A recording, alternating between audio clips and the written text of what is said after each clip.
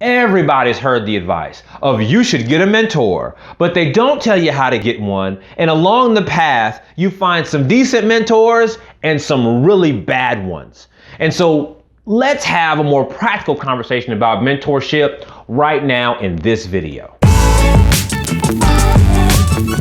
Hey, it's Alzay Calhoun with Coveted Consultant, and this whole video series is focused on giving leaders better tools so you can build the best-in-class business that you've always thought about. But there's no way you can build a best-in-class business if you're chasing tasks every day. So the series is focused on helping you shift from chief firefighter into chief executive. Today's video focuses on mentorship and what a buzzword mentorship is. So let's get started with this important point.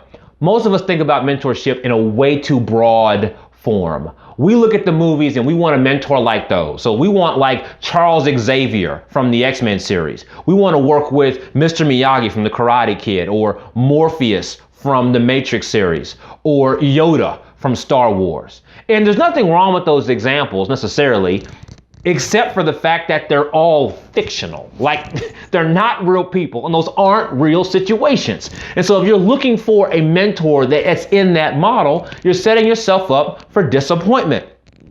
So let's think about that in a bit more strategic way, shall we? So here are some breakdowns in the typical mentoring experience. The first is that the person you reach out to doesn't have a formal mentoring process. Now, there are paid mentor relationships and there are free mentoring relationships. Neither one is better than the other. But what is important is that you're clear that this process you're about to go through, this experience you're about to have, takes you to a place that's beneficial for you. You should be able to see that benefit at the end.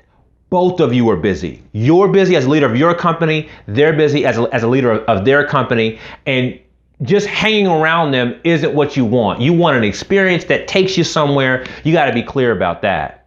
The second thing you got to look out for is experience over wisdom. And this is especially true if you are in a relationship that isn't a formal one. So if it's an informal mentorship relationship, sometimes the person who you're interacting with is more than happy to tell you their story, more than happy to lay out their experience. But that doesn't mean that their experience is going to port over well for you. You can't do it exactly like they did it. You have a different business environment, a different set of skills, a different support team. Things aren't the same. So though they've told you their story and it sounds so inspirational, that doesn't mean that you can just take it and use it. What you're after is wisdom.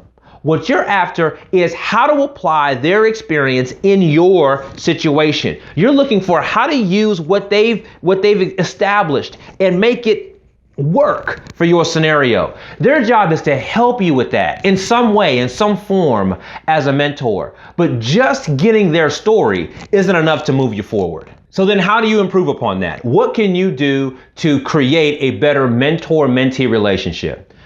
Here's a major thing that you probably haven't been told. So let's say this right now and say it out loud. The quality of your mentor-mentee relationship is directly defined by your outreach. It's defined by what you ask for. So it's actually your job to set the scope of the mentor-mentee relationship. Here are a couple of ideas to help you do that, help you do it better. The first is about relevance. So you're reaching out to this person because you want some information. You want to know how to do something. You want to level up your experience. But what do they get in return? You know, some of the poor assumptions is that, they'll want to give to you. They'll want to just give back. That's an unfair expectation. That's an unfair assumption. You need to provide some level of exchange, right? Here's what I'm asking for from you, and here's what I'd like to give you in return that I think is useful to you. Provide or offer some sort of exchange. They may not accept it, but it's the offer that shows that you are a different kind of professional. Thing number 2 is about specificity. If you want to ruin a prospective mentorship relationship, if you want to irritate your prospective mentor, ask to pick their brain. Ask their thoughts on this broad-reaching topic. Those broad requests are so intimidating. They are so overwhelming.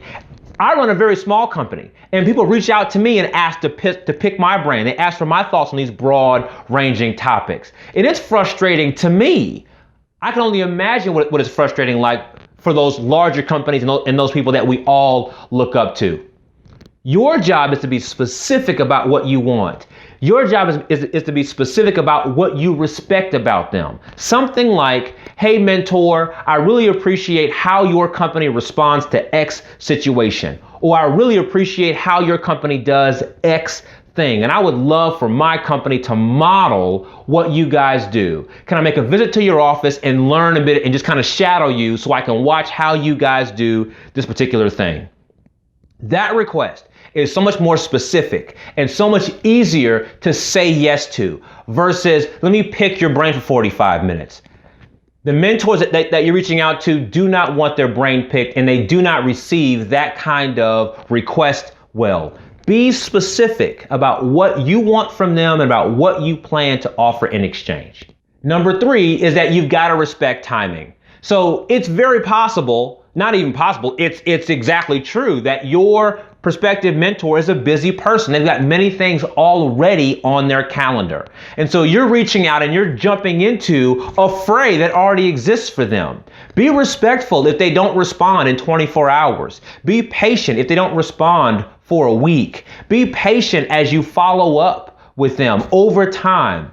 Sometimes it's purely a matter of timing. It's not a matter of what you asked for. It's not a matter of what you offered in exchange. Sometimes it's just purely a matter of it's just not the right time. And it may take 6 months for the right timing to come around. It may take a year for the right timing to come around. But your job is to stay relevant and stay specific while you are patient with the timing. And as those things come together, then you'll find yourself with an opportunity to interact with that prospective mentor that you need to move your business forward. So what do you do now? What's your next step?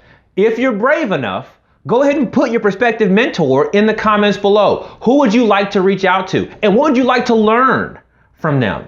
And if you're already on the blog, you can scroll down a bit, and I've already created a resource for you that will give you a couple of templates so to help you get your language right when you reach out to a prospective mentor. So let's do that now. Let's go ahead and put in your prospective mentor in the comments, download that resource if it's a useful one for you, and I will see you in the next video.